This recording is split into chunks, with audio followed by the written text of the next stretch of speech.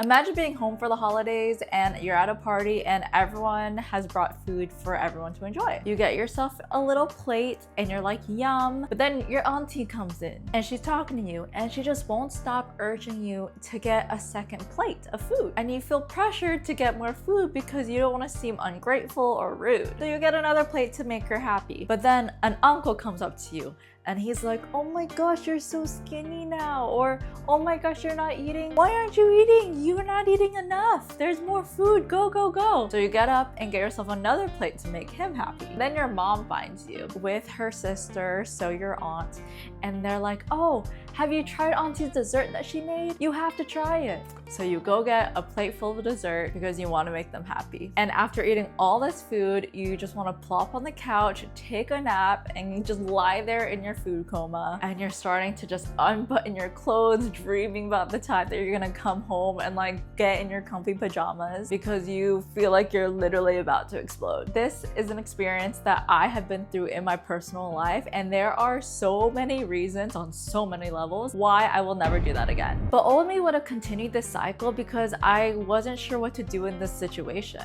I would just have the mentality of it is what it is. But the reality of the situation was I was really sacrificing my own respect to my body and my needs just to make other people happy and comfortable. But that doesn't have to be a reality. In this video, I'm going to share how you can respectfully deal with pressures to eat in a social setting. Maybe your experience hasn't been exactly like mine, but on a smaller scale, you've been invited to go out with friends and they invited you to go get ice cream afterwards, and you're just like, dang, I'm like really full, I'm not hungry whatsoever. And maybe you're not even feeling ice cream, but you do it anyway to not kill the vibe. And of course, once you go there, you get the most like elaborate thing or get something that your friend got, and you eat it all and you come home and you're just like, great, like I don't feel good.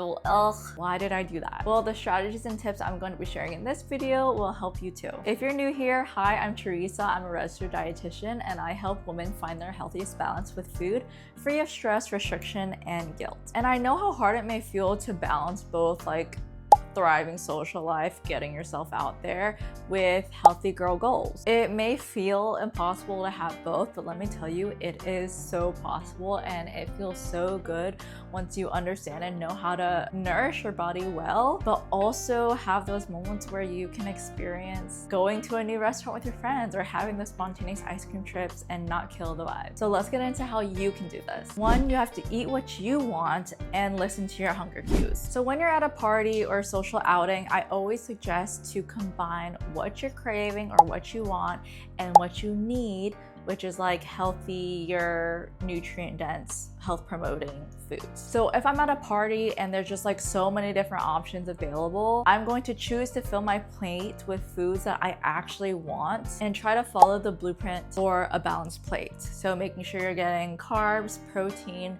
color, so getting your fiber through fruits and vegetables, and some healthy fats in there, just so we can kind of hit those nutritional marks and satisfy the cravings and enjoy the yummy food that was prepared. And I want you to know that it's actually really okay to be picky in these situations. Choose the foods that are really, really worth it to you. And all the while when you're eating, listen to your hunger cues. If you know dessert will be served afterwards and you want a taste of that, make sure to kind of eat to a point where you're not overly stuffed and save room for it. Don't just go all out on the regular food. Decide that in this moment you're gonna treat your body with respect and really hone in on how you're feeling, because in past situations you haven't been able to control yourself. So you really want to take this moment and have it with an open mind. Number two is respond respectfully. When someone's urging you to eat and kind of pressuring you, and I know we always have that person in our life that just doesn't take no for an answer, and you kind of have to like be like,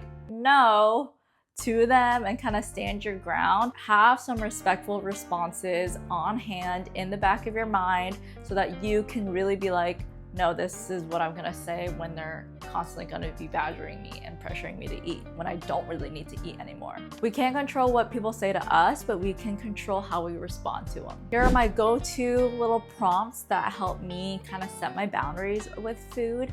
And I have also shared this with my clients and they literally love it. It really works wonders during the holiday season. And it's interesting because they found that it takes 1 or 2 times to kind of just say these things, and after that they don't, like, people catch on to behaviors. So if you are responding this way respectfully and, you know, nicely, people respond to it. And like in future social situations, people are less likely to do this to you, and they're less likely to pressure you to eat when you really don't want to. And third, just be confident in these truths. Now, it took me a while to really challenge some mental barriers that I had with my relationship with food when it comes to being at a party, and, you know, especially a family party, and the culture is different, and you don't want to seem rude or ungrateful for not eating the food. But no matter what culture you come from, and trust me, I understand and know how it feels that, like,